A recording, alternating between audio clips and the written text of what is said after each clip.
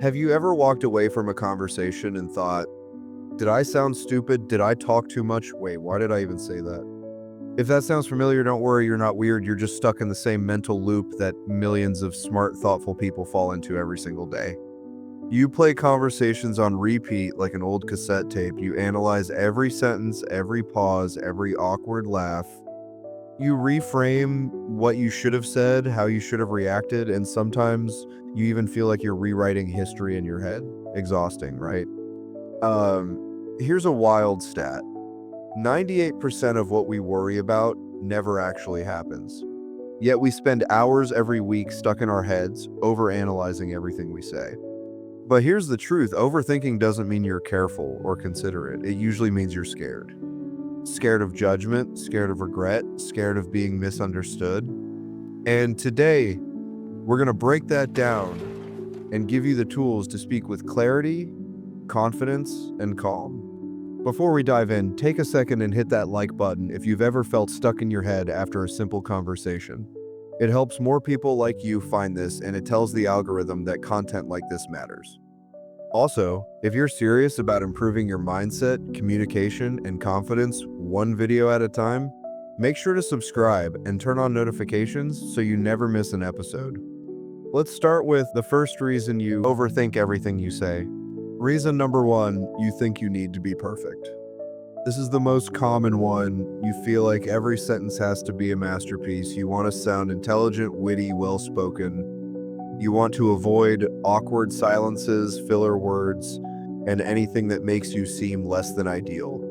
But perfect communication is a myth. Even world leaders, best-selling authors, and seasoned TED speakers mess up their words. Watch a behind-the-scenes interview of your favorite podcaster and you'll see them stumble, pause, and self-correct just like the rest of us. Let me tell you a quick story.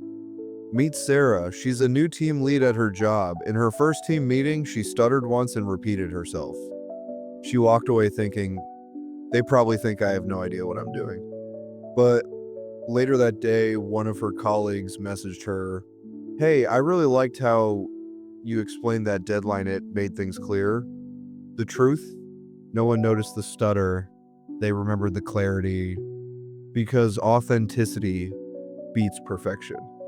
Every single time. When you aim for perfection, you become robotic, stiff, and ironically less effective. When you aim for connection, you become human. People respond to that. So the next time you rehearse a conversation in your head 20 times before saying it out loud, stop and ask, am I trying to be real or trying to be perfect? Choose real. Reason number two, you're overestimating the spotlight. This is known in psychology as the spotlight effect. You think everyone is noticing every tiny thing you say or do. You mispronounce a word and assume the entire room is silently judging you. You make a joke that doesn't land and believe it ruined your image forever. But reality check, most people didn't even notice, and those who did forgot it minutes later. Wait, am I starring in a movie or am I just one background character in everyone else's today? Usually it's the latter. Reason number three, you don't trust yourself yet. This one cuts deep. A lot of overthinking stems from a lack of self-trust. You might second guess your words because somewhere along the way you were taught to believe your thoughts weren't good enough. Maybe someone once told you that's a dumb question.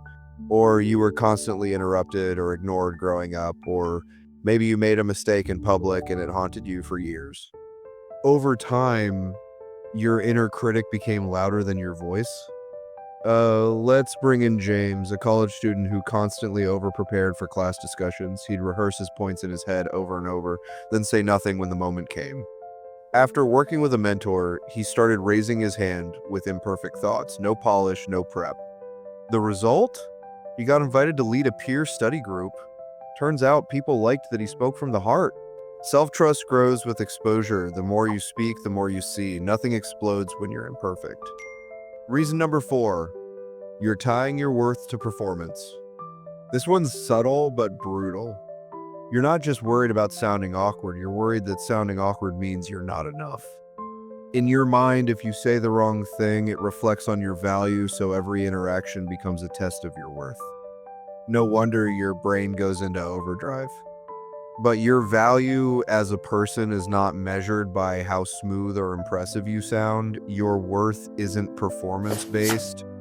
You can be a little awkward and be brilliant. You can mess up a conversation and still be respected. You can say less than the perfect thing and still be loved. Remind yourself of that when the panic starts creeping in.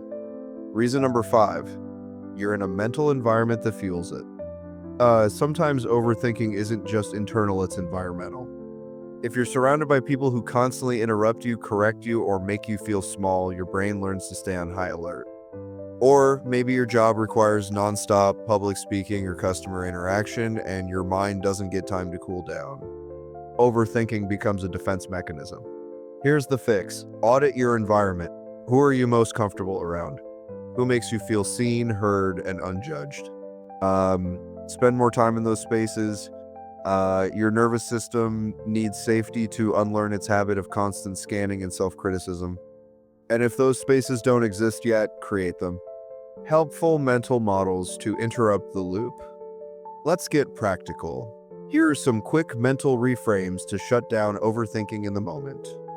1. Would I judge someone else for saying this? 9/10 times the answer is no. 2. Am I forecasting failure that hasn't happened?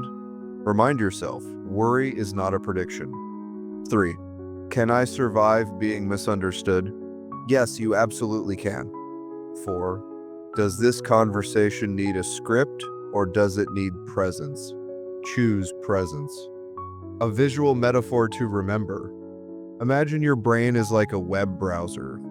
Each overthought sentence is a new tab. After a few minutes, you've got 28 tabs open, music playing from somewhere, and your RAM is maxed out. Now imagine clicking that little X on just one of those tabs, then another and another. Feels better already, doesn't it? You don't have to shut your brain off. You just need to close the tabs that aren't helping you. A final encouragement. You are not your last awkward sentence. You are not the pause in a conversation. You are not the wrong word you said 3 days ago. You are a whole person with ideas worth sharing, thoughts worth hearing, and a voice that matters. Overthinking will still show up sometimes. That's okay. But now you have the tools to catch it, question it, and move forward anyway. Because confidence isn't about being flawless, it's about being free.